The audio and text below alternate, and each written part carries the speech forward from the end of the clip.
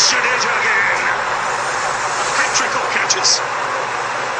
And Mohammad Shami picks up 5. He's a human magnet. My goodness me. Hello guys, मैं उम्मीद करता हूं कि आप लोग अच्छे से होंगे। मोहम्मद शमी ने 7 विकेट ले लिया। ये एंजॉय करते करते मुझे 3 से 4 दिन बीत गए। लेकिन फिर भी मैं कह रहा हूं आप लोगों से कि फाइनल ऑस्ट्रेलिया वर्सेस इंडिया का है और बहुत मजेदार क्रिकेटर मोहम्मद शमी का बॉलिंग चलने वाला है। लेकिन एक बात और बता दूं, ये चमकता सितारा, इसमें 8 विकेट जरूर चाहिए। और मैं ऑल टीम इंडिया